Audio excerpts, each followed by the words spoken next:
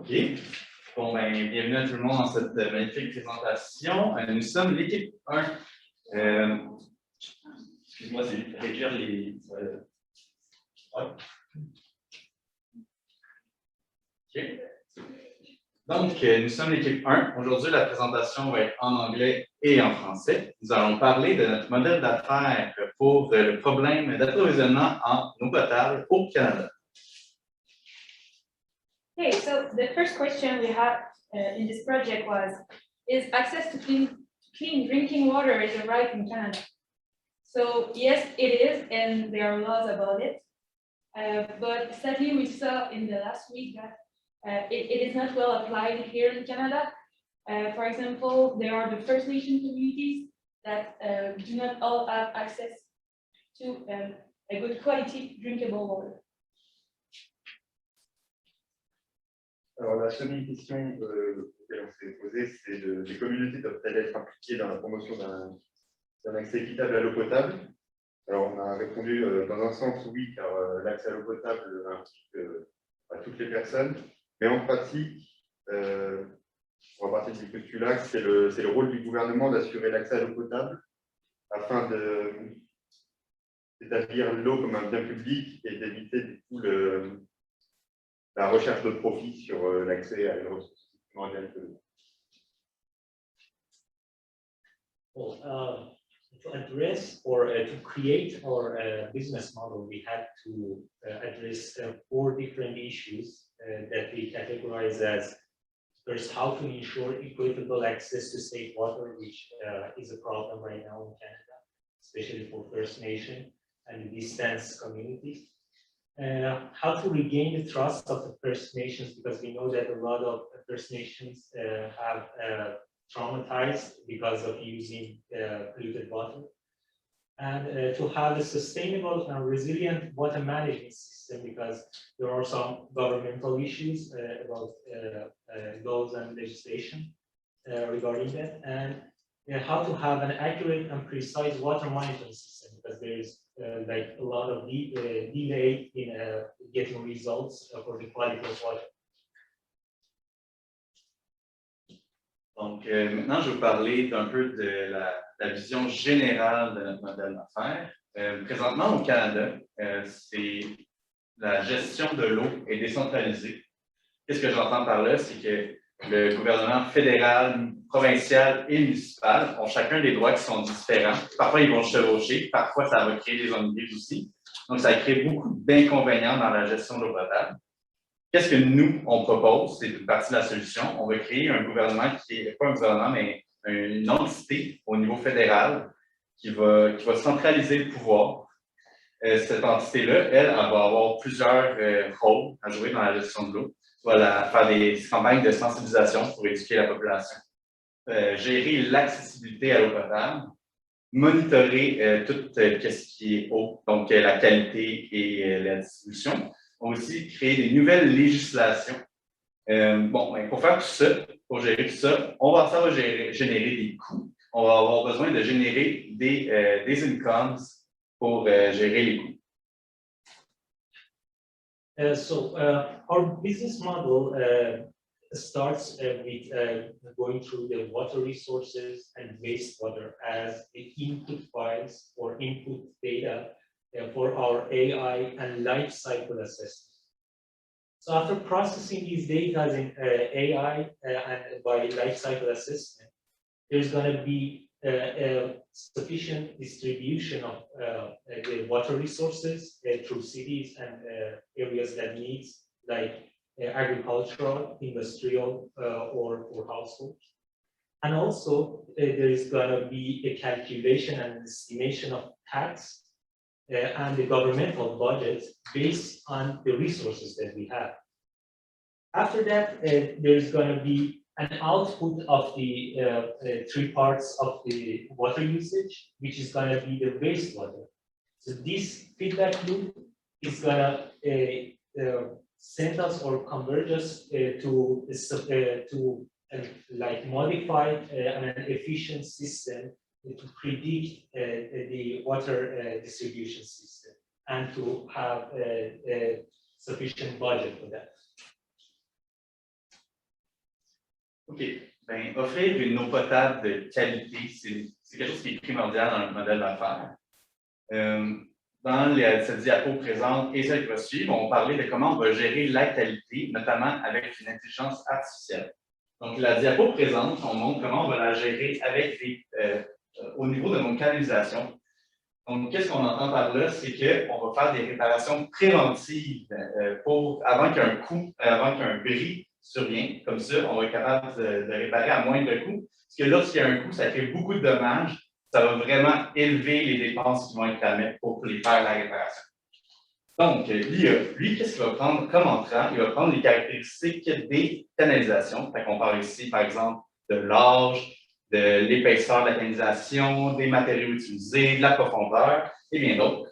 Qu'est-ce qui va sortir ensuite, c'est à quel point il y a un risque que cette canalisation brise. Une fois qu'on a un risque et qu'on sait que, mettons, à cette canalisation-là, le risque y est élevé, qu'est-ce qu'on va faire? C'est qu'on va aller faire une vérification.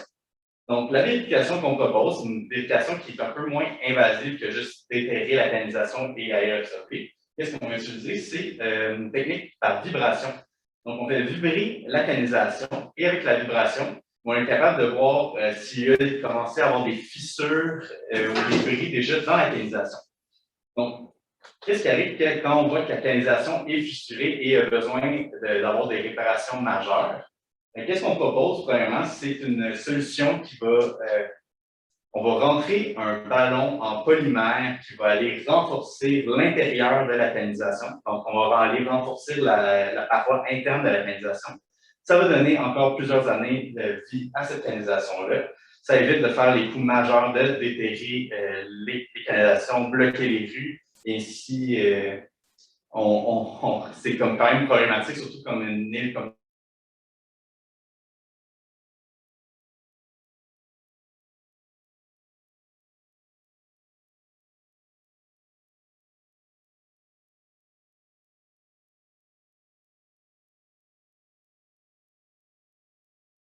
in several steps. So first of all the relevant data, including the drinking water supply system and distribution network, are treated as the input to a micro-fluid chips, which is made from the recycled materials by using 3D printing technologies.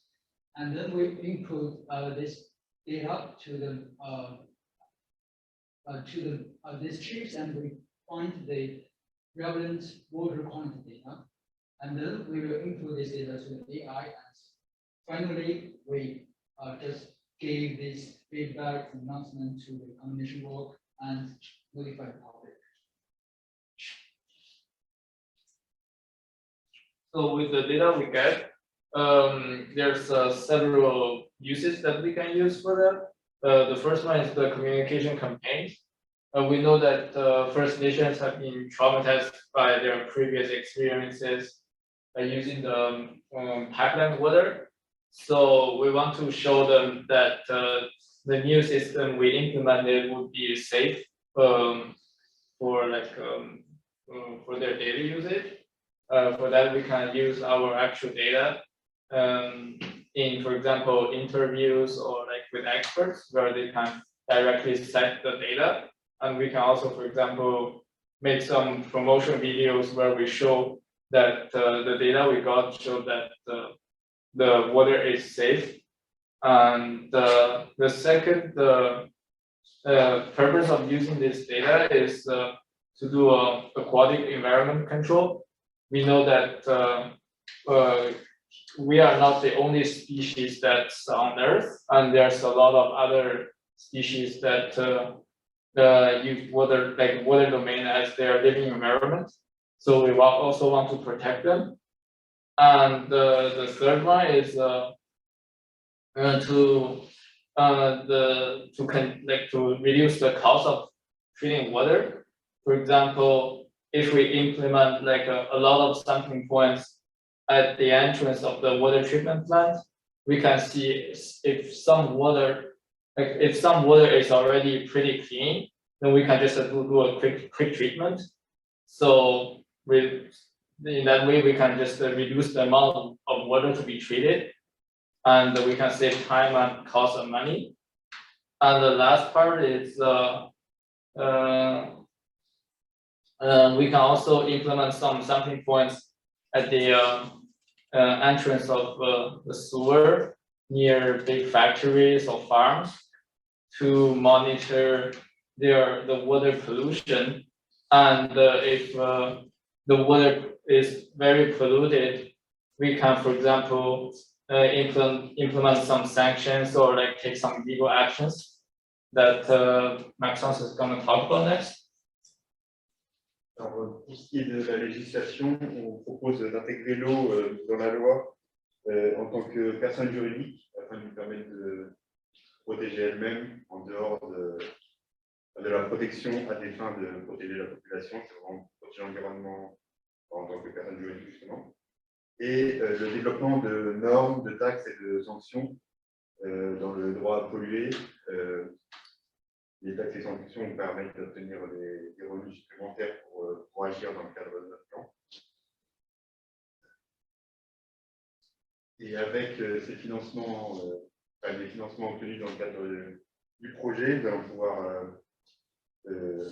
réaliser plusieurs types d'actions. Des actions pour renouer la communication avec la population. On peut voir avec les différents points en vert foncé. Donc, des campagnes de communication et d'éducation pour développer la prise de conscience, par exemple à l'école, des enfants sur l'importance de la ressource en eau et sur la façon dont elle est traitée au Canada. Des consultations avec le public, avec la population générale, pour mesurer l'acceptabilité des projets avant la mise en place de nouvelles infrastructures, par exemple, discuter avec la population sur place. Et intégrer une nouvelle fois dans la gestion de l'eau les experts locaux directement sur place une nouvelle fois.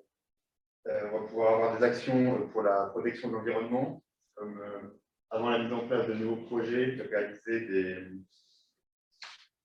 des études d'impact environnemental, des études de risque ou des certificats d'exploitation pour s'assurer du bon fonctionnement des projets.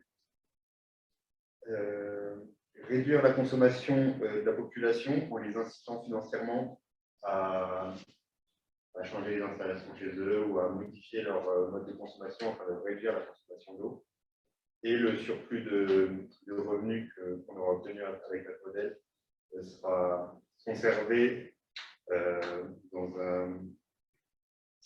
une réserve financière qui a pour but uniquement la gestion de l'eau. Donc ça va permettre sur le long terme d'avoir de plus en plus de budget si jamais on arrive à avoir des surplus chaque année pour continuer à développer notre modèle. So as we saw, for the other days, we were expert in many other researchers. The water management in Canada is very complicated. So to explain, in a more simplified way, so we found in Canada the water management is shared by three.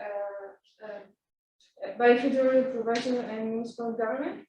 So every level, as you can see, have jurisdictional role. The federal jurisdiction applies to the conservation and protection of water in international level. The federal also has responsibilities for managing water in its own federal house, which includes First Nation reserve. Canadian provinces have the primary jurisdiction over most area of water management and protection. Most of this government delegates certain authorities, municipalities, and especially for the drinking water treatment and distribution in the urban area. So after we did some digging in this area for how it's going to work between these different levels, we found out there is several issues in the actual system. So I can mention governance gaps, overlapping responsibilities, duplication of effort, also lack of accountability and coordination between tiers of governance, inadequate monitoring and enforcement, so no harmonization to this predictive standardization of law, rules, and norms. We also, so we did like go to the in the level where the municipality have the most authorities in water management, which in some because she's responsible for more to give access to equally to all citizens here. In a situation where there is issue or any kind of problem, contamination or other, etc. So the municipality here call for an engaged in finance. We took like here like an example, organism de Bassin Versa, but in other provinces there is other organization. So this organization and other researchers need like to find solution and to submit a report like water master plan for solution for precise communities and apply it to the municipality. So the problem here, the report takes too long to act on it and to read, at least like in some studies they say like 5 years. And other problem we found out like there is a lack foundation for researchers to find solutions that we have here in Canada.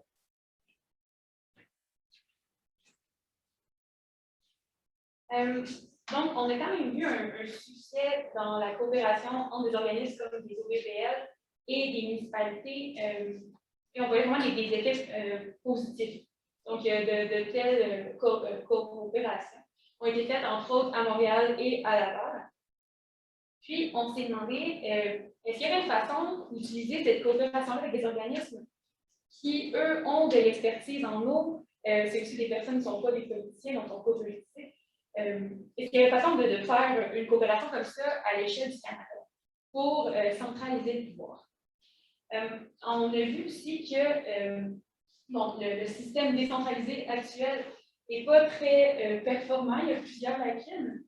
Et certains pays, comme la Nouvelle-Zélande, eux, utilisent un système centralisé de l'eau, de la gestion de l'eau, et c'est plus performant. Donc, on est venu à la conclusion que ça peut être intéressant de créer un organisme gouvernemental fédéral qui assurerait la gestion de l'eau au pays. L'organisme assurerait aussi la qualité de l'eau et la protection. Elle gérerait les méthodes de traitement ainsi que les consignes de décontamination données aux municipalités et travaillerait à assurer un accès équitable à l'eau potable pour toutes les communautés canadiennes. Il y a plusieurs projets. La création d'un tel organisme éviterait, un peu comme on a dit, le chevauchement des responsabilités des différents paliers de gouvernement et ça aurait une vision d'ensemble sur les divers enjeux qui tournent autour de l'eau. Ça assurerait aussi une gestion qu'on dit intégrée. Donc, si on va un peu plus en détail sur qu'est-ce qu'on propose. D'abord, l'organisme recevrait de l'argent du gouvernement fédéral via des budgets qui seraient alloués, mais aussi des taxes sur le gaspillage d'eau et les sanctions, comme on a parlé tantôt, qui seraient monitorées.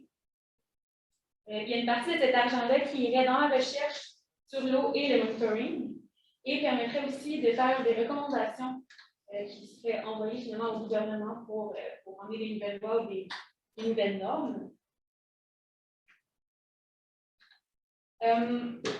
Par exemple, dans ces recommandations-là, il pourrait avoir, on pourrait établir c'est quoi la consommation normale, viser, si on veut, des foyers, des industries, de l'agriculture, pour implémenter ça plus.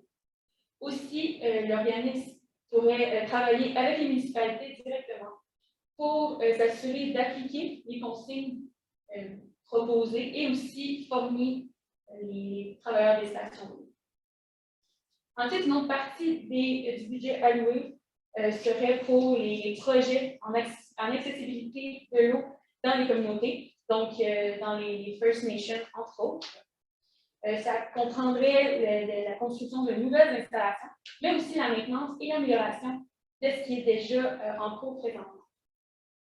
On aimerait supporter beaucoup les projets dans les First Nations de façon à éliminer le racisme qu'on peut voir parfois dans les processus, surtout entre les contracteurs et les First Nations, et aussi assurer la pérennité et la qualité des installations. Et finalement, le troisième mandat de l'organisme, dont nous parler, serait vraiment dans la sensibilisation et la législation. So here's a summary table showing the corresponding revenues and costs based on our method and delivery fund. For the cost, we have the structure for water distribution, the sensibilization campaign, which includes the publicity, education, and so on. The development of the monitoring system, pollution control, environmental protections, FM maintenance and repair, and so on. And the revenue are really from the budgets and the taxes. So to summarize the stakeholders, first we have the different levels of government that are here to provide guidelines and enforce the laws. And the second is the business model we proposed with the centralized water management.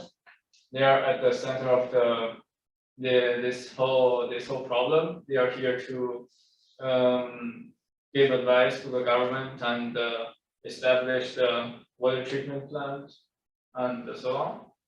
And the third one is the firms and farmers. They are here to abide by the laws made by the government, and also they are also here to implement all the water management treatment. And if they don't follow the guidelines we provide, then they may have to pay taxes and sanctions. And the last one is the consumers, specifically the First Nations. They are the direct consumers and also our clients. So, to summarize our business model, and based on the criterion that we have so far, which was having an equitable, sustainable, and resilient business model, we think that in a nutshell, we have to have four precision or four things that we have to work on. One is the centralized management system to prevent biased budget distribution, as we described. Water quality monitoring system based on AI and new sensor with high precision and reproducibility. Protecting the water resources by new legislation policies, and gaining community trust by continuous public communications related to water quality. Thank you for your attention. Any questions?